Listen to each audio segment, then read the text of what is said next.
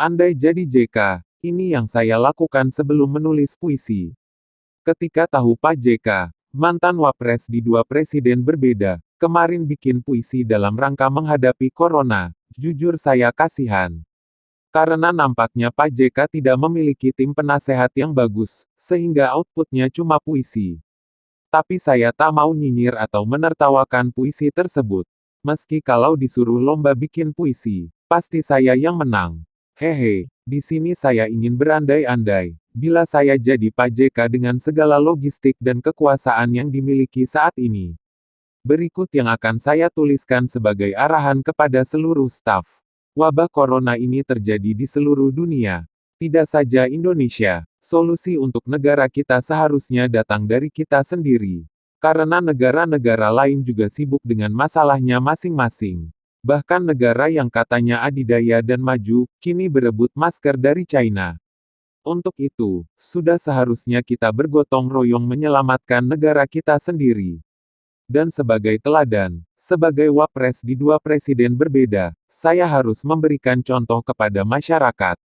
Untuk melakukan ikhtiar maksimal, dengan segala kemampuan dan sumber daya yang kita miliki saat ini. Pertama, saya menginstruksikan agar seluruh karyawan Kala Group, di 36 perusahaan yang ada saat ini, untuk tetap diberikan pendapatan dasar, meskipun tidak bisa lagi bekerja selama masa pandemi corona. Tujuannya agar karyawan kita tetap tenang dan optimis.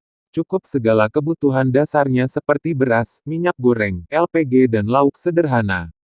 Kedua, pengurangan gaji pokok kepada para pekerja yang tetap bisa bekerja dari rumah perlu dilakukan, untuk mensubsidi karyawan kita yang sudah tidak bisa bekerja lagi saat ini. Ketiga, saya meminta agar semua pimpinan perusahaan, menyiapkan dana THR tahun ini dan memberikannya kepada seluruh karyawan Kala Group. Baik yang bisa work from home ataupun dirumahkan sementara. Keempat, melakukan evaluasi, di semua perusahaan yang ada, untuk melihat peluang atau celah untuk kembali beroperasi seminimal mungkin. Terutama bidang pekerjaan yang memungkinkan untuk melakukan jaga jarak. Kelima, bagi karyawan yang memungkinkan untuk tetap bekerja dan produktif, agar segera difasilitasi untuk melakukan tes corona. Agar nantinya bisa bekerja, dan lingkungan perusahaan aman dari wabah dengan sistem pemantauan yang baik dari manajemen. Lalu yang terakhir, kita harus sama-sama sadari bahwa 1 tahun ada 12 bulan. Tutup sebulan 2 bulan seharusnya tidak membuat kita cukup alasan untuk memecat karyawan tanpa pesangon, atau menunda pembayaran THR. Ini adalah waktu yang tepat untuk menunjukkan tanggung jawab perusahaan kepada karyawan, untuk bersama-sama menghadapi pandemi corona. Selanjutnya, sebagai Ketua PMI, saya menginstruksikan agar semua PMI di daerah untuk melakukan perekrutan relawan, demi melawan wabah corona. Segera berikan training first aid atau pemberian pertolongan pertama selama seminggu. Ramadan dan Lebaran sudah di depan mata. Tak ada waktu lagi untuk menunda. Kita harus bersiap dengan segala kemungkinan. Setiap provinsi harus segera melaporkan kesiapan tim relawan paling lambat Jumat minggu depan.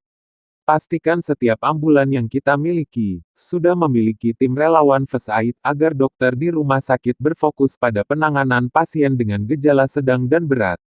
Lalu yang terakhir, sebagai Ketua Dewan Masjid Indonesia, saya memerintahkan semua ketua wilayah, untuk melakukan sosialisasi pelaksanaan ibadah sesuai syariah. Agama kita tidak mengenal salat jemaah versi jaga jarak. Pilihannya hanya salat di masjid atau di rumah masing-masing. Salat jemaah juga bisa dari rumah, dengan istri dan anak masing-masing. Dalam rangka menghadapi Ramadan, setiap takmir harus bertanggung jawab agar tidak melakukan salat taraweh di masjid.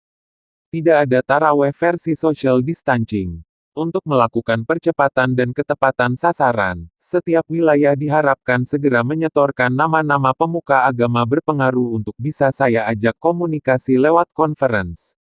Kemudian mereka harus ikut bertanggung jawab pengosongan masjid sementara waktu. Berikan pemahaman yang benar, sesuai syariah, bahwa salat jemaah juga bisa dilakukan di rumah masing-masing. Saya pikir itu, saya akan memantau secara langsung setiap perusahaan, PMI dan masjid, Agar semua instruksi yang sudah saya tuliskan ini dapat terlaksana dengan sebaik-baiknya.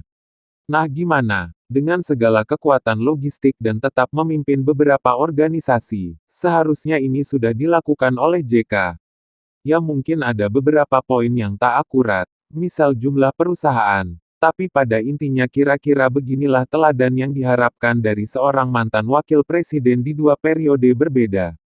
Kalau semua ini sudah dilakukan, maka puisi Pak JK akan menjadi sangat bermakna bagi Indonesia. Terakhir, saran ini gratis. Silahkan digunakan dan diterapkan. Begitulah kura-kura.